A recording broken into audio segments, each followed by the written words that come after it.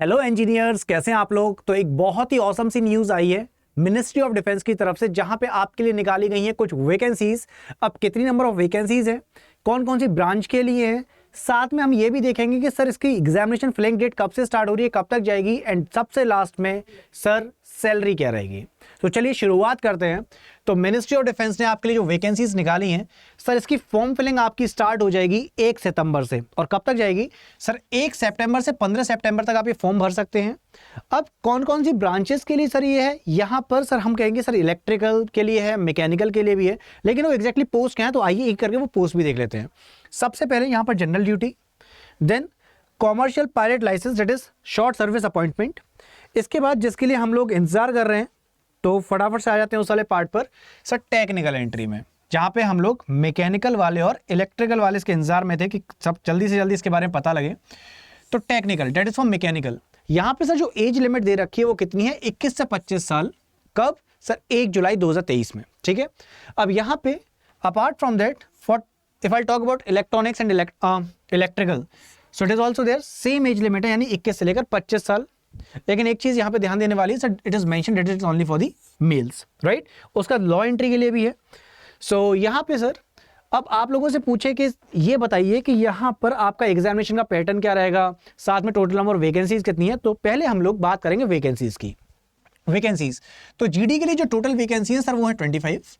If I talk about this technical part, that is tech, तो यहाँ पे total number vacancies है 20, और सर लॉ की वहां पर हमारे पास एक ही है। ठीक है। So overall if I just see, तो ओवरऑल मुझे यहाँ पे पता लग जाता है कि जो टोटल नंबर ऑफ सीट्स हैं वो कितनी होंगी? 46।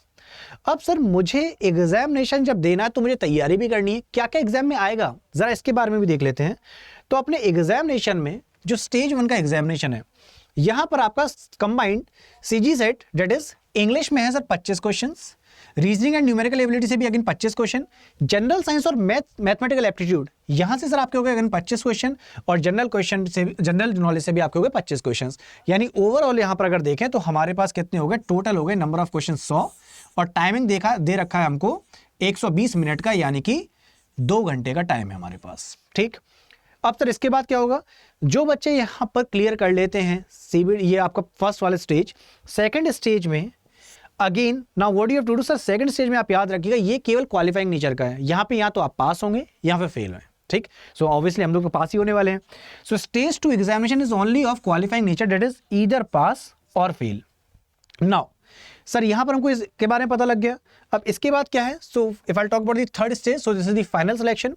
इसके बाद आपका मेडिकल एग्जामिनेशन, और 5वें स्टेज पे इंडक्शन, जहां पे अपनी आप सर ज्वाइनिंग तैयार, राइट। तो सर ये हो गया पूरा का पूरा पार्ट।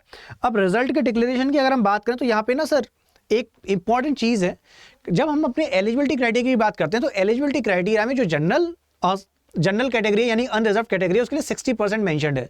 तो यहां पर मिनिस्ट्री ऑफ डिफेंस ने क्लियर कट कह रखा है कि अगर आपके 59.9% भी हैं तो you are not allowed. Same चीज अगर SC ST कैटेगरी की बात करें, जहां पर उन्होंने 55% के लिए दे रखा है, तो if you will apply with 54.9%, so you will not be eligible. तो यहां पर उन्होंने ना साफ साफ इसके बारे में मेंशन कर रखा है। अच्छा एक चीज और, यहां पे जो हम बात करें ना इन सब चीजों की, तो हमको ये तो पता रहे कि सर ये एग्जामिनेशन जो है कब होगा।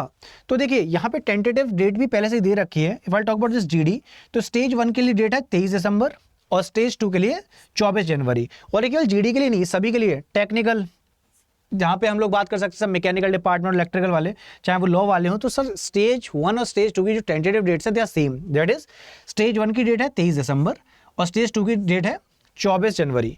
लेकिन स्टेज 3 की बात करें, date will be between January to April, right. इसके बाद if I talk about the stage 4, so it is again January to May.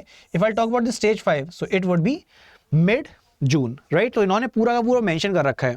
So if I talk about this 2023, तो 2023 के दिसंबर में आपका स्टेज 1 हो जाएगा, यानी कि इस साल दिसंबर में आपका स्टेज 1 हो गया। अगली साल जनवरी में आपका स्टेज 2 हो जाएगा, जनवरी से अप्रैल के बीच में स्टेज 3 हो जाएगा अगली साल, और स्टेज 4 आपका जनवरी से मई, और स्टेज 5 आपका मिड जून में। तो आप मिड जून में सर आपका इंडक्शन तैयार है। ठीक। तो sir this was all about it's tentative schedule. एक सबसे इंपॉर्टेंट चीज जिसका हम वेट कर रहे हैं वो है हमारी सैलरी वाला पार्ट। तो आइए सैलरी वाले पार्ट पर और चलते हैं। तो सर सैलरी क्या क्या मिलेगी, तो यहाँ पर ना रैंक के अकॉर्डिंग उन्होंने पे स्केल भी मेंशन कर रखा है। For example if I talk about assistant commandant, तो यहाँ पे स्टार्टिंग बेसिक पे कितनी है? 56,100 रुपए। If I talk about deputy commandant तो यहाँ पे 67,700, commandant 78,800. Then come if I talk about this deputy inspector general, so it is 1,31,100 rupees. Inspector general 1,44,200. Additional director general, that is 1,82,200.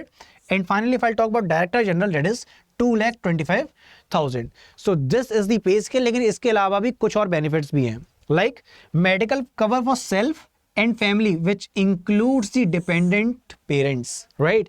Apart from that, furnished government accommodation for self and family or house rent allowance in accordance with the government policy in the work.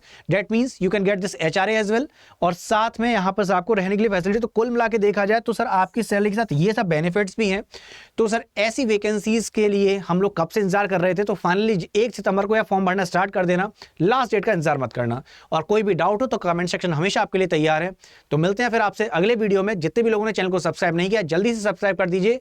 And yes, कोई भी doubt हो comment section आपके लिए तैयार है. Okay then फिर bye bye everyone, take care, जय हिंद.